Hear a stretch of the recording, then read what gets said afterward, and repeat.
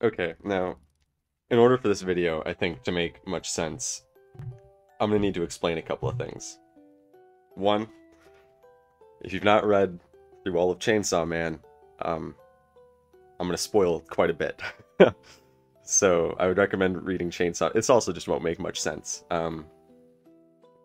But this is going to be more or less focused on the relationship I believe Denji and Makima have to um, what modern philosopher Jordan Peterson would consider chaos and order. Now, what do I mean by that? Well, I think the relationship, the relationship based on, or this relationship that I think is based on a little bit of a thing that Makima said at one point, where she's talking about how she has seen Denji eat like several demons and gotten rid of like what, the 7 alternatives to death, or things like the Nazis, things like Adolf Hitler. Like, supposedly Denji is the only demon with power to destroy other demons permanently. And if that's so, and Makima has seen this, then at some point she must have been around Denji, well, not Denji, but the Chainsaw Demon, long enough to see him eat these other nameless, forgotten things. Now, what does this imply? Well, this implies that before Denji became Chainsaw Man, Makima knew Chainsaw Man. Additionally, it implies that while Denji doesn't know his own value or worth, he still is able to use the ability to eat other demons and to kill other demons unknowingly. It's something that comes naturally to him. Like, it's just something that Denji manifests, as he puts it, through love. This also, my little headcanon here, also comes from another line that Makima says, where she blatantly says that Denji is chaos. And that got me thinking, because I'm going to read a little bit of Jordan Peterson's 12 Rules for Life here, as he defines what chaos and order are. And I want you to keep in mind that Denji is, in my opinion, chaos, and in the book's opinion, chaos, and Makima is what we would consider order. Now, I know she is the devil of control, or something along those lines, and I think that that even further emphasizes her role as order.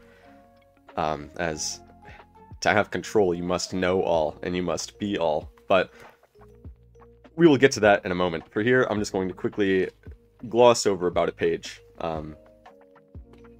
This is on page 35 of Jordan Peterson's 12 Rules for Life. Chaos is the domain of ignorance itself, its unexplored territory. Chaos is what extends eternally and without limit beyond the boundaries of all states, all ideas, and all disciplines. It's the foreigner, the stranger, the member of another gang, the rustle in the bushes in the nighttime, the monster under your bed, the hidden anger of your mother, and the sickness of your child. Chaos is the despair and horror you feel when you have been profoundly betrayed. It is the place you end up when things fall apart, when your dreams die, when your career collapses, or your marriage ends. It's the underworld of fairy tale and myth, where the dragon and the gold it guards eternally coexist. Chaos is where we are when we don't know where we are, and what we are doing when we don't know what we are doing. It is, in short, all those things and situations we neither know nor understand. Chaos is also the formless potential from which the god of Genesis I call forth order using language at the beginning of time. It's the same potential from which we, made in that image, call forth the novel and ever-changing moments of our lives. And chaos is freedom. Dreadful freedom, too. Now, I think that... How do I sum that up as Denji as a character? Denji is a very unique character. He's a very unique protagonist. A lot of protagonists have this kind of like, they start from the bottom thing. But the way that it affects Denji is, I feel, a little bit more intense than some other characters, perhaps. Denji doesn't have big dreams. His dreams are very much what you would imagine a 16-year-old kid to have. He wants to touch some titties. He wants to get his first kiss. He wants to eat good food for the first time. He doesn't really want that much. And he's very, very easily used by Makima, whom at the end we find out doesn't even know who he is and just recognize him by his scent. Like, that personality that Denji has is absolutely, I feel like, this unexplored territory, the domain of ignorance. Now, Denji is a very likable guy, but he is very ignorant, and while that is not necessarily a bad thing, it's something that plays into a lot of his character. The fact when he meets Reze for the first time, he falls head over heels instantly, and I mean, who wouldn't? But he doesn't even take time to consider his actions, like, and that's kind of understandable considering how old he is, but I don't know, I think saying that he's Chaos, and more specifically Chainsaw Man, the Doomslayer archetype is Chaos, is spot on. I think that the actual Chainsaw Man, the Chainsaw Devil, is not only is he the Doomslayer archetype, because he absolutely is the Doomslayer archetype, but I think that his little archetypal arc of kind of coming back and reliving the dreams that Denji had once set out saying that he wanted to do, I think that's emotional, and it's emotional because he's trying things that he's never done but he's always wanted to, which is what Chaos is.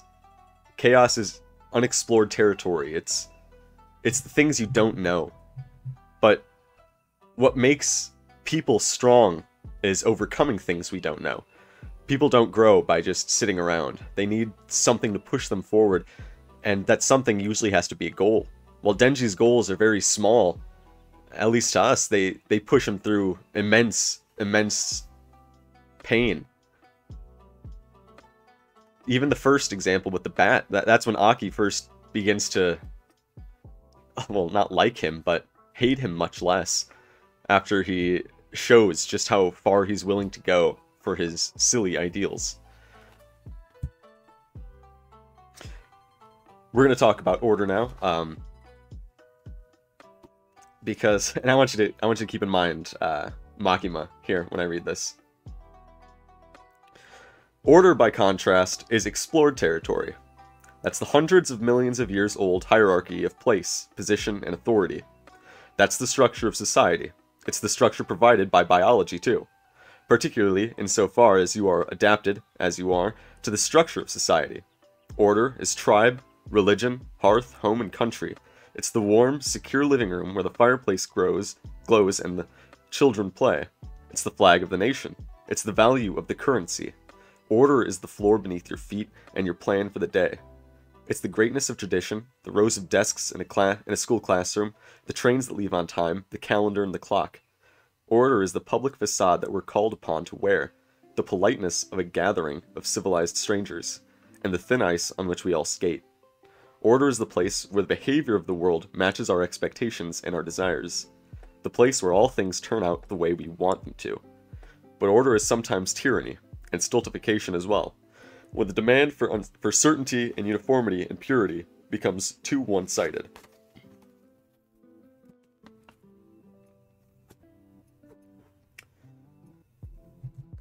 Well, do we think that Makima, a character that is control in its entirety, at all seems like it might relate to order?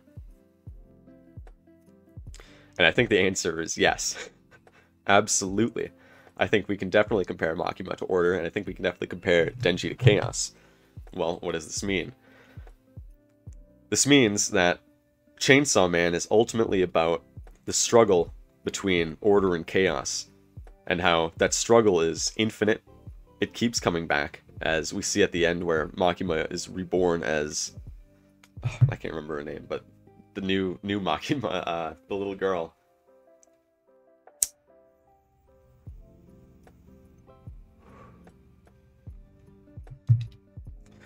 And if that is what Chainsaw Man is about, if Chainsaw Man is about the endless struggle between chaos and order, as we see Chainsaw Man is constantly with Makima throughout all of history, trying to presumably fight each other as Makima attempts to control Chainsaw Man, and as the Chainsaw Man is uncontrollable, he is complete and uncontrollable chaos.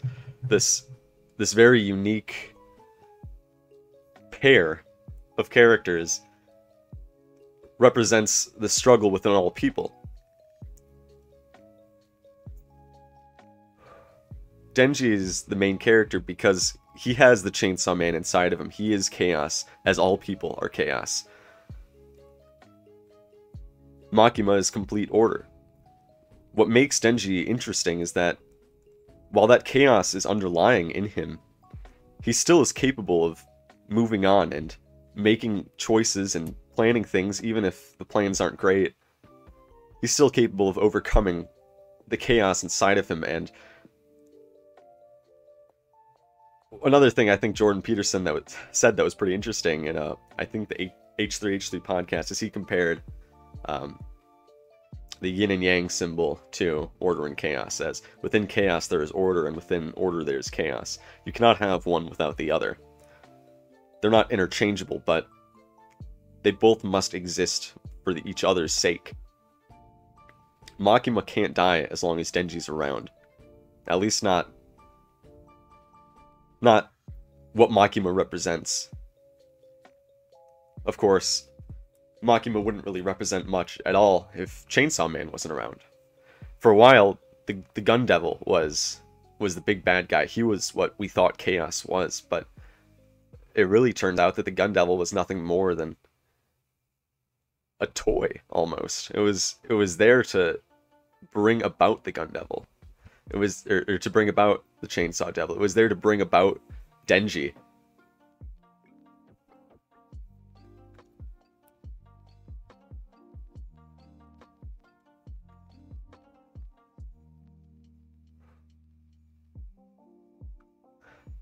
And you know, if Denji can overcome the chaos inside of him, I don't see why we can't overcome the chaos inside of us. Yeah, we're gonna screw up. That's what humans do. It's what makes us human. It's what makes Denji as human as Aki to a certain extent. It's what makes humans be human. We fail, but we get over it, and we move on, and we grow. It's funny because every time Denji has a major fight, he grows in that fight. The first time with what was it? Every big fight, at least. The first time with the Eternity Devil, he learns that he can like drink the blood of his enemies, which rejuvenates him. The fight with Reze, and then the bomb, he learns how to use his chainsaws, or his like chainsaw links like whips.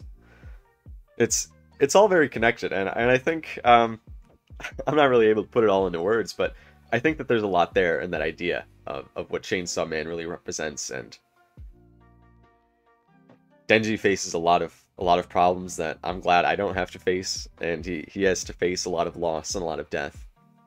But I think I'm excited for part 2, man. I think Denji will have to deal with the PTSD of experiencing everything that he's experienced. But I think his character is able to move on now that he has been reunited with order. I think now that chaos and order can live in harmony, I think the world will be a better place, at least in that universe. As I feel like just with us, we need to have some kind of order in order to move forward. We need to be able to find the order within ourselves. We need to be able to find the order within other people. We need to be able to rely on the explored territory of our lives, but we need to be able to understand that much of even ourselves is unexplored and uncontrollable. I mean, we can't control everything we do, and that in itself is strong enough to make me believe that chaos is innately human, and so is order.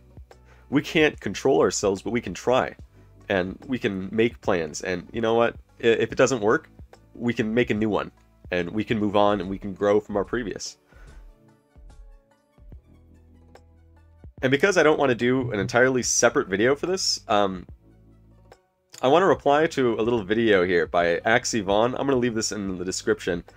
But he talks about the Darkness Devil, and I don't understand a lot about the devils and such. Well,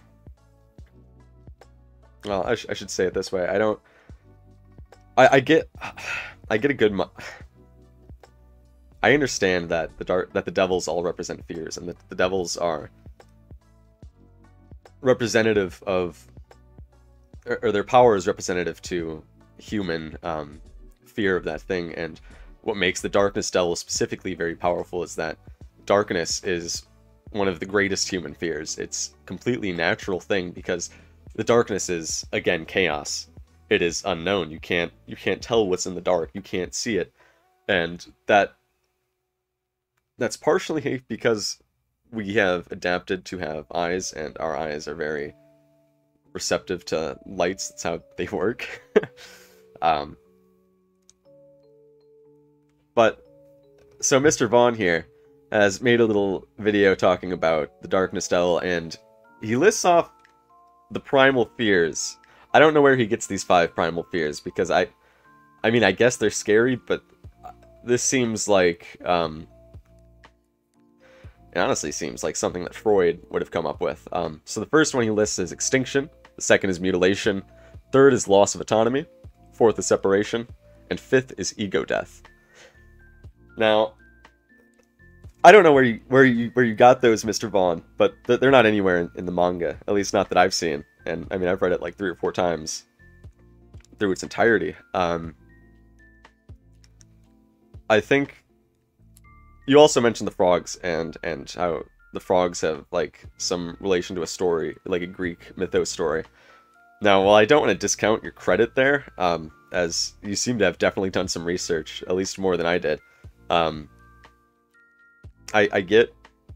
can understand kind of where you're coming from with those, but at the same time, I don't think those are accurate representations of the Darkness Devil. I think the Darkness Devil is a lot deeper than a frog that goes under the water and drowns a mouse. I think what makes the Darkness Devil a primal fear is that it is an innate human fear. Like, it's uncontrollable, and it's natural. It's a natural thing. We are scared of the dark because the darkness represents the unknown. It is, again, unexplored territory. And that is frightening to be faced with. The Darkness Devil specifically is entirely unknowable, and that's what makes him frightening. We only get, like, I think 1 glimpse of him outside of his shield of darkness. I will agree with you that I think that that the Hell World completely has no authority with light. Like, light does not affect it the same way light affects here. And I don't think I think space-time there is just completely warped to the devil's powers, because, like, the bodies of the astronauts, which, again, I think astronauts are used here because space is completely pitch dark. Like, there's no, you don't see anything in space except for lights, like, except for planets and stars. And all of that is very far away.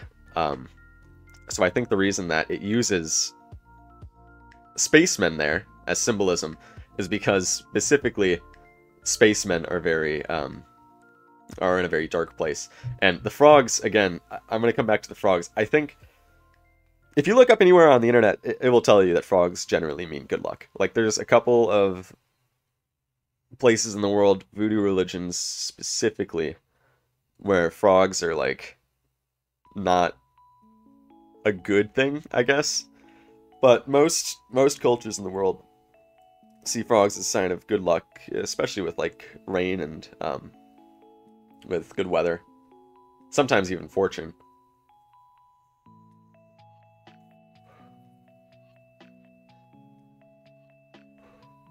But I think what the frogs are actually there for is reader vision.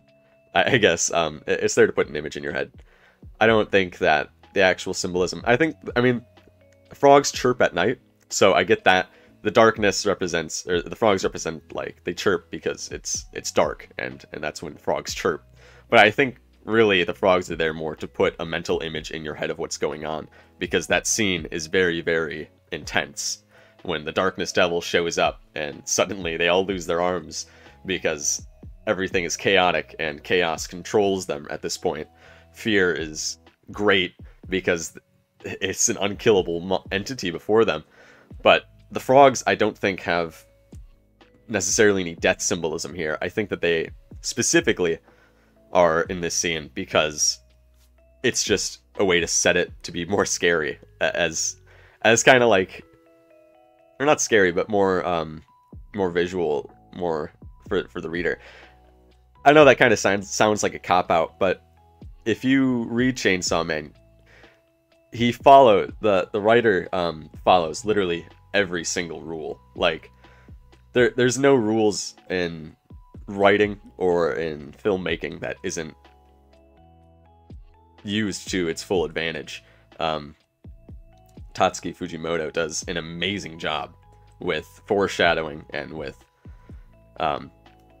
doing the thing where you have, if you're gonna have something in the third act, you put it in the first act, and he does that multiple times where he'll show something really early on, and then he won't use it till later, and he does that several times where he'll start to show something, and then as it progresses, you get to see more and more things, and he does an amazing job with that. He does an amazing job writing. I think I honestly could go on about about Chainsaw Man's writing, but I don't think that it's really fitting. But yeah, I wanted to say that about this Darkness Devil explanation video by Axivon. Overall, I liked your video, man. But again, I think you're wrong on a couple of things. Yeah, well, this music that we've been listening to has been produced by Kijigo. I asked for permission, and they said that they would let me play it, so here I am. So all this music you've been listening to, I'm going to throw the entire playlist down below. I kind of skipped around a little bit, but you'll be able to check it all out. It's all amazing music, as you've been listening to. I vibe to this all the time, and I hope that you do as well, because this Kijigo is just really good, and they're still making music all the time. Anyway, those are my thoughts on Chainsaw Man, and I think I'm going to leave you all here. I don't know what I'm going to have in the background for this one. I might like put a game or something, but thanks for watching, and I hope you enjoyed. I will see you in the next one. Bye-bye.